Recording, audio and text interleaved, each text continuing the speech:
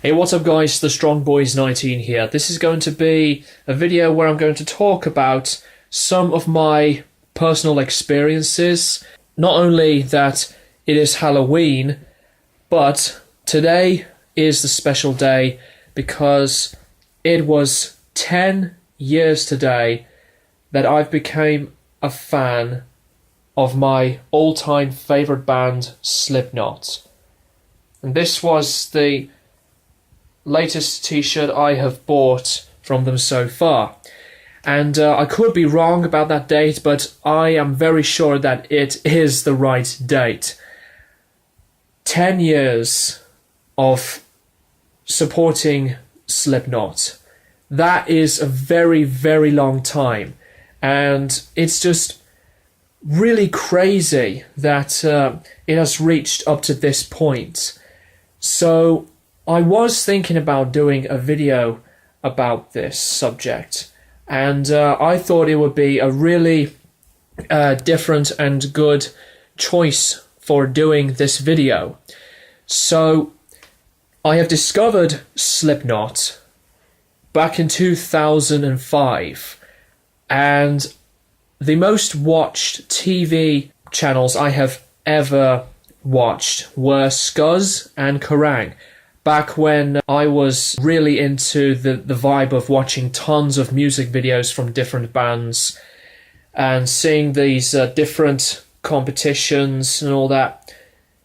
And then Slipknot came on the TV with the music video of Duality. And when I first watched it, I couldn't believe what I have just seen. I've never seen a music video that mad and over the top ever. The way it was shot, the big room filled with tons of the fans and the whole band on that music video. And what's really eye-catching the most for me were the masks. I never seen some of the coolest looking masks ever in my life. And when I have finished watching that music video, I really was blown away by how crazy it was. And then other music videos came to the TV from those two channels. Before I forget, Wait and Bleed, the Left Behind music video, Vermilion, you know, they've made so many music videos. And another thing that I really do remember a lot is that when I have first seen the animated music video of Wait and Bleed from their self-titled album, it really used to freak the shit out of me. I don't know, it was just that creepy. And at the ending of that video, where the really cute but evil-looking members of the band were, you know, looking down at that guy at the end of that video, oh, that freaked me out the most. And it was just quite terrifying. It was really, really well made. It was just one of the creepiest and best animated music videos I have ever seen. And I remember a few times where I was on my computer and I was looking at tons of images of the band from the different masks that they have been wearing from the 1999 era to the era of 2004, yeah. And I really wanted to make my own masks, and also I have been randomly buying different ones as well. And one of the masks I do own was a red latex Slipknot mask, although the condition of that mask isn't, you know, new anymore because I've worn it that much. Detailing and the latex of it was like peeling off, so it was quite a shame, but I had a really, really good time. I bought that from eBay as well. It wasn't that expensive. So then I've decided to purchase a lot of Slipknot merchandise, And yes, in case you're wondering, I still have my Slipknot collection. Do not remember how many I have been collecting. I don't really count how much items I've bought for that collection, but I think back at 2012 or 2013, it was either of those 2 years that I have stopped collecting. That didn't mean that I'm not going to listen to them anymore. I will still always support Slipknot. I will always remember that these are the guys that had a huge impact on me.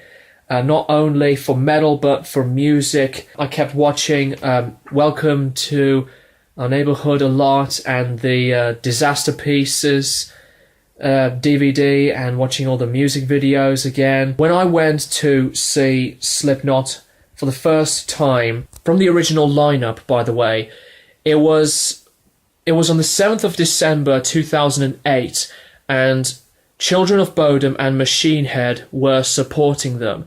And I love Machine Head. They are still one of my all-time favourite bands. I do like Children of Bodom, but not really a big fan. But I still respect them. But when Slipknot came to the stage, the place was just absolutely packed. It was so great and wild, and I remember headbanging and shouting out the lyrics and thrashing my voice. It was at the time when All Hope Is Gone came out. The album came out in August of 2008, and I did buy the album, and I still have my second copy of the original album, which has Joey's signature. I didn't meet Joey. It was one of my dad's friends who was a fan of Slipknot, and he wanted Joey to sign it. So that's really cool, and it was an honor of him to lend me his copy of that signed All Hope Is Gone album to me as a birthday present. I will never forget that, ever. When I heard the news about Paul Gray, I really was shocked and quite emotional. Paul Gray had been one of the biggest influences for me, like other bassists, but Paul Gray meant so much to me. And I thought that Slipknot were going to, call it quits for good, even though the guys have been going through different hiatus times from their career. But when I heard the news that they were making new material for their 2014 album, Point 5 The Great Chapter, I was excited. And when I did my track review of the negative one, I was impressed. And then The Devil in I came around, and that was another surprising track for me. Remember the fun times that I had listening to Slipknot all the time, besides other bands like Metallica, Korn, and the Beatles, the Rolling Stones, AC/DC, The Who, and other stuff. But Slipknot were the band that means so much to me, and they still are. And oh my gosh, I've been rambling on pretty much all I've wanted to say. That's most of the things I can remember of from the beginning of me discovering the band, and still support the legendary band to this day. Slipknot are the band that I have never ever came across before, with their music that is just monstrous, and I've never thought of a band that could be, that intense and heavy as all heck, balls to the wall aggression than Slipknot. So yeah, 10 years, that is just insane. I will later on go back to their discography and listen to their material. Oh, and also, it's also 20 years today since the Mate Feed Kill Repeat demo came out. How surprising is that? Pleased that I am still a maggot, like millions of other fans of this band to this day. So that is it, guys. That is like my brief, long I should say, story of my experience of checking out Slipknot, and it'll still continue for all eternity. So yeah, I'm done rambling.